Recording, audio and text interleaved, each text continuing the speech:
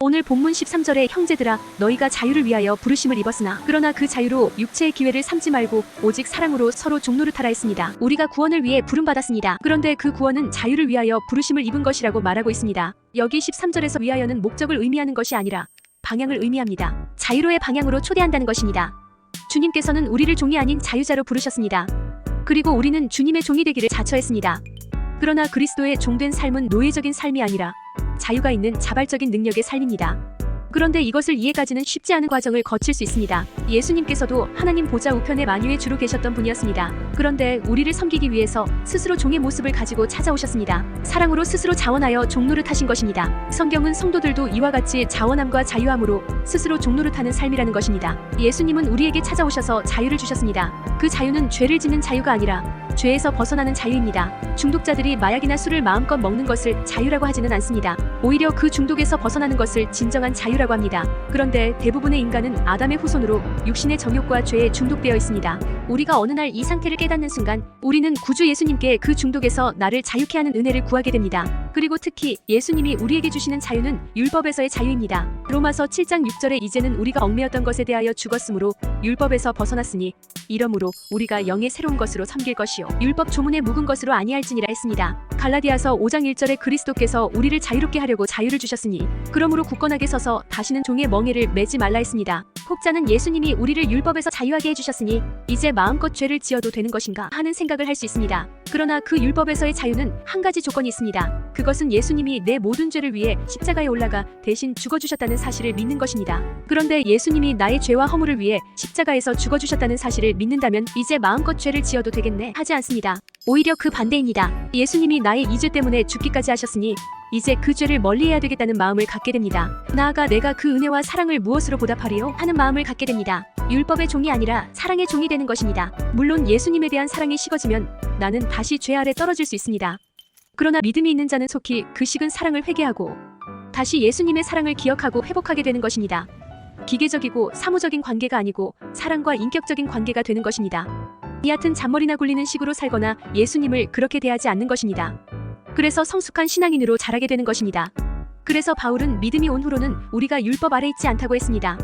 갈라디아서 3장 25절에 믿음이 온 후로는 우리가 초등교사 아래 있지 아니하도다 했습니다. 믿음은 우리를 그리스도의 마음속으로 인도합니다. 그래서 하나님과 이웃에 대해 새로운 마음을 갖게 합니다.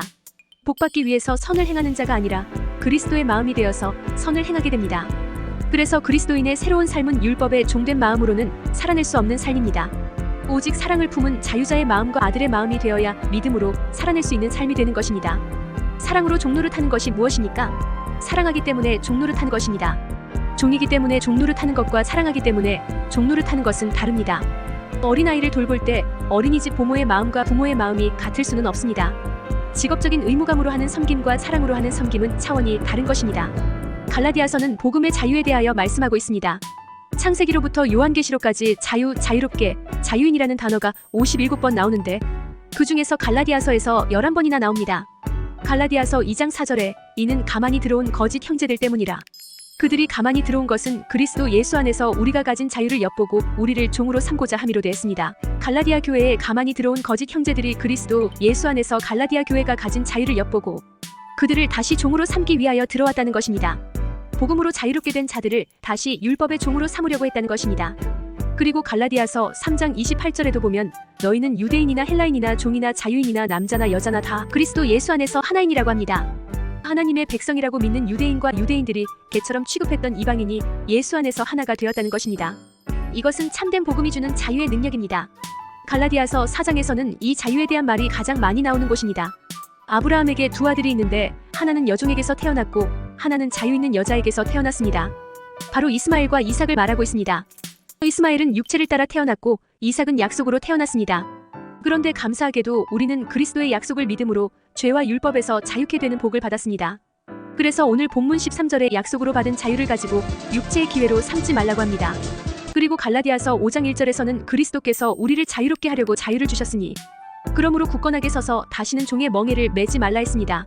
약속의 자녀, 즉 새 언약의 백성된 우리가 다시 종의 자녀, 즉 옛 언약의 백성으로 돌아가지 말라는 것입니다. 다시 말해 율법의 종으로 살지 말라는 것입니다.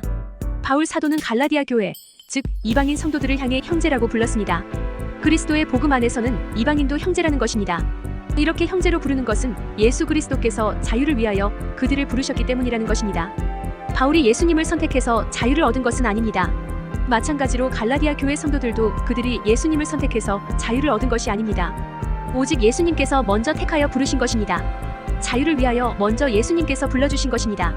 첫째로 우리가 받은 자유는 사랑으로 종노릇하는 자유입니다. 그 자유는 예수님이 우리에게 주신 것입니다.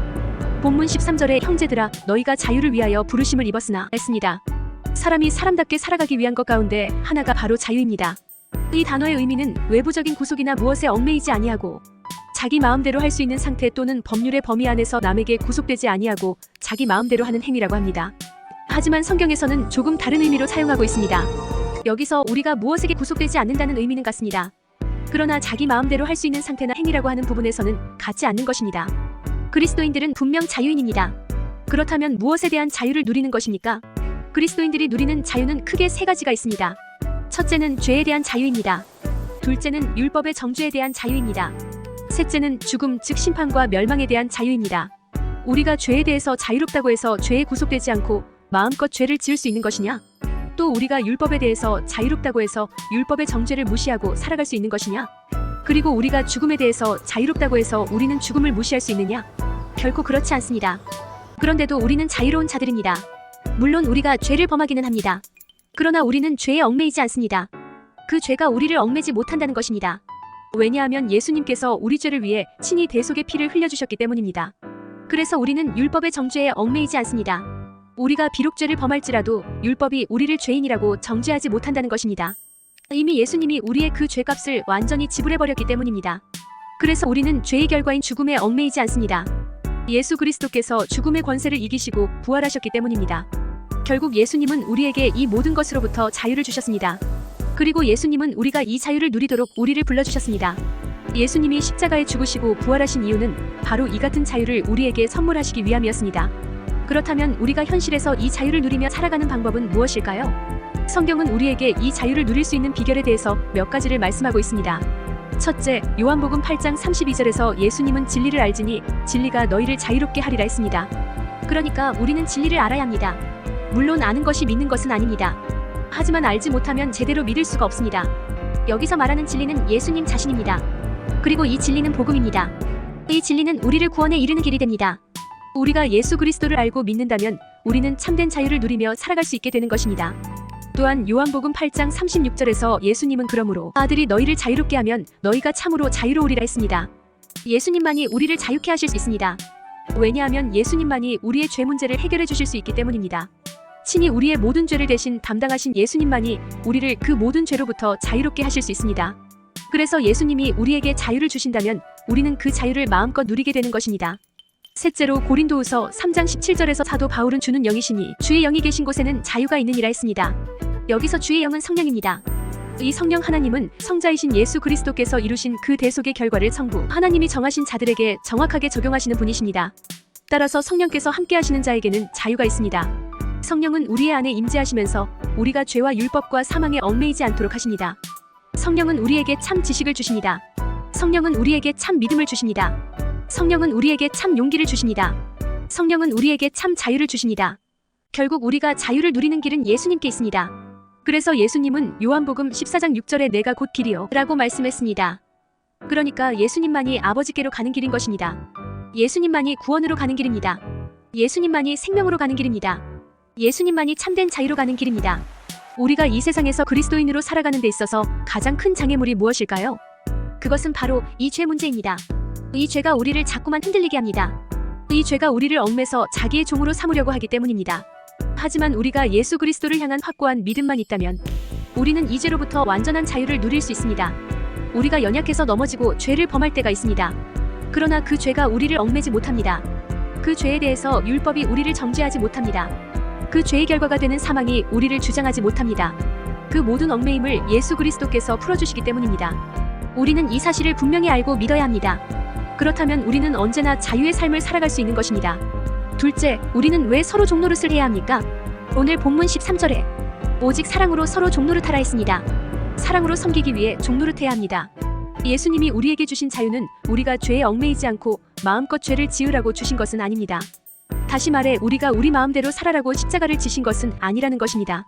예수님이 십자가를 통해 우리에게 주신 자유는 더 고상하고 더 귀한 것을 위한 것입니다. 13절에 형제들아 너희가 자유를 위하여 부르심을 입었으나 그러나 그 자유로 육체의 기회를 삼지 말고 오직 사랑으로 서로 종노릇하라 했습니다. 여기에서 사도 바울은 예수님이 우리에게 자유를 주신 이유를 크게 두 가지로 설명하고 있습니다. 하나는 소극적인 것이요 다른 하나는 적극적인 것입니다. 첫째, 그 자유를 육체를 위한 기회로 사용하지 말라 했습니다. 신약 성경에서 육체는 헬라어도 샤륵스라고 합니다. 이 단어는 두 가지 의미로 사용됩니다. 하나는 자연인으로서의 인간의 신체를 가리킵니다. 그리고 또 하나는 하나님께 대적하는 삶을 지향하는 죄의 처소로서의 육신을 가리킵니다. 또한 본문 13절의 기회는 헬라어로 아포린입니다. 이 말은 본래 군사적인 용어로 어떤 움직임이나 공격이 시작되는 장소를 가리킬 때 사용되는 용어입니다.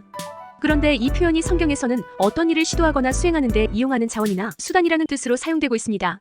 따라서 그 자유로 육체의 기회를 삼지 말고라는 표현은 죄의 본성을 지닌 육체가 그리스도로 인하여 얻은 자유를 그 본성대로 죄의 삶을 사는 수단으로 사용하지 않도록 하라는 것입니다. 결국 우리가 예수 그리스도 안에서 자유를 얻은 사람이지만 그 자유를 가지고 죄를 짓는데 사용해서는 안 된다는 것입니다. 그래서 훗날 베드로도 베드로전서 2장 16절에 너희는 자유가 있으나 그 자유로 악을 가리는 데 쓰지 말고 오직 하나님의 종과 같이 하라고 권면하고 있습니다. 우리가 예수님으로 말미암아 얻은 자유는 의식적인 율법과 문자적인 율법으로부터 우리를 완전하게 해방시켰습니다. 분명 영적인 해방이요 영적인 자유입니다. 그런데 그 자유를 가지고 육체의 죄성을 그대로 드러내는 방종의 기회로 삼지 말라는 것입니다.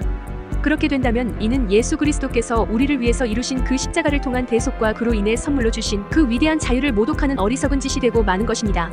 둘째, 그 자유는 사랑으로 서로 종노릇하는데 사용하라고 했습니다. 여기에 등장하는 사랑은 헬라어로 아가페이입니다. 이 말은 일반적인 사랑이 아닙니다. 이 사랑은 바울이 말하는 바로 그 사랑입니다. 그리고 바울은 앞에서 그 사랑의 실체에 대해서 이미 설명했습니다. 갈라디아 2장 20절에서 바울은 나를 사랑하사 나를 위하여 자기 자신을 버리신 하나님의 아들이라고 했습니다. 그렇다면 바울이 지금 말하고 있는 사랑은 그리스도의 십자가를 믿는 믿음에서 발생하는 사랑입니다.